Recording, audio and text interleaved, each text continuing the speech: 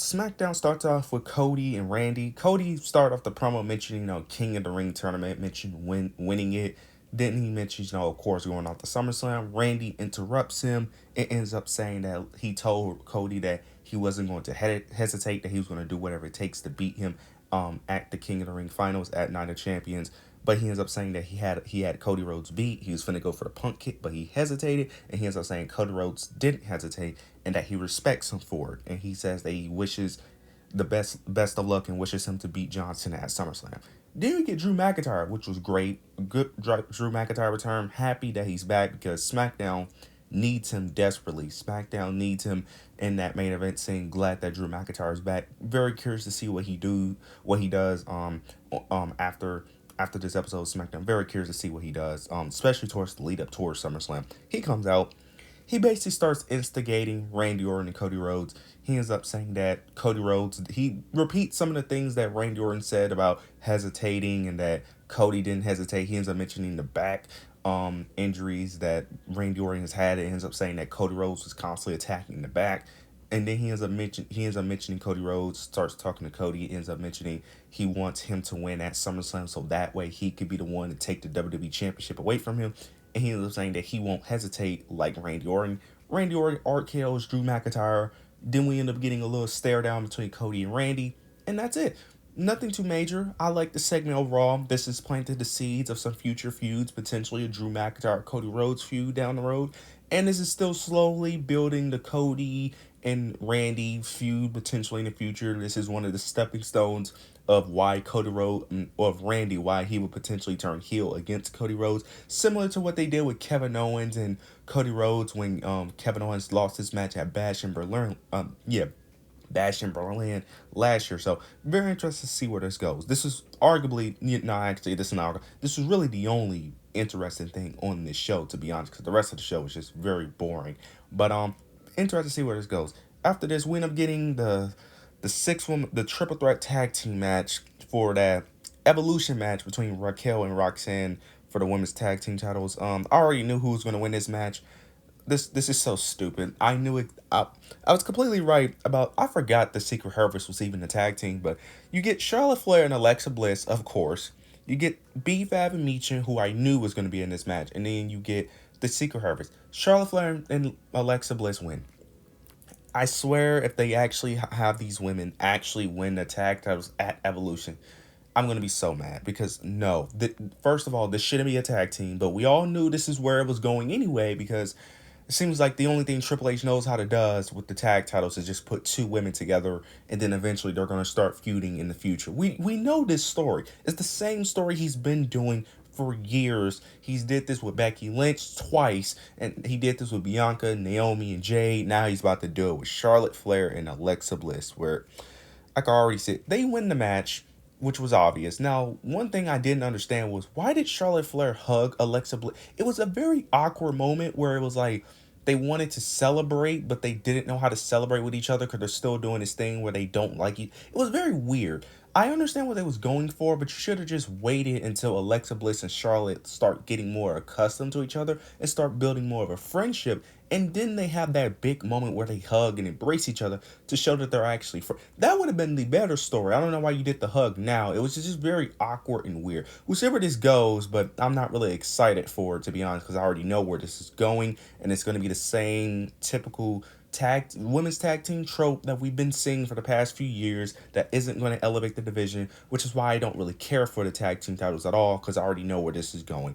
But we'll see how this plays out, but I think we all know exactly where this is going. We end up getting the Wyatt Six versus we end up getting an 8-man tag match. The Wyatts versus Montez Ford, Johnny Gargano, Berto, and then Chris Sabian. This match was set up due to Nick Aldis didn't like what happened last week with all the tag teams interfering first in the Street Profits and the Wyatt Six match. So he ends up just putting all different tag teams into one tag team for tonight to face the Wyatts. Of course they lose. Now the reason why they lost was very weird. You end up just getting Johnny Gargano just randomly helping the Wyatts for whatever reason. I don't know. I don't know why. Like, it didn't make sense. I don't understand it. He just randomly got off the ropes when Chris Sabian was going for the tag. And then that's it. Like, I don't get it. Now they get another tag team championship opportunity for whatever reason, well, I know why they get it, because Nick Aldis did say if they did win this match, then they would get a tag team championship opportunity, which makes even less sense because Johnny Gargano doesn't want them to get a tag team championship opportunity. So, but he helped them. I don't understand it. This Wyatt Six in a tag team division, I'm not liking it at all, especially for SmackDown, because SmackDown doesn't need the Wyatt Six. They was doing so good without them. Now the SmackDown tag team division is just very boring again. It's better than what they're doing on Raw, but I'm just not liking this whole Wyatt Six thing. I'm really not. I'm just over it, to be honest, and I already know they're about to dethrone the Street Profits, which is a terrible idea because they don't deserve it, especially not now. They just don't. I we'll see where this goes, but I have little to no hope of this because it's just not clicking. It's not clicking. It's not working. What they was doing before was great. This is just not working for me personally. We end up getting Tiffany Stratton. She basically calls out her challenger for who she's gonna face at Evolution, because that's what champions can do now. Just pick whoever they want to face. Now I know why they're doing this for the Evolution pay-per-view, because all their PLEs are scheduled right next to each other and they need to build hype for Evolution. But when you have all your PLEs within 2 weeks of each other, you can't really build towards it, because right now they're building towards so many pay-per-views that they have no time to build these matches. So Tiffany Stratton basically chooses Trish Stratus, which I just don't care. I am so done with Trish Stratus. I like Trish Stratus, I do.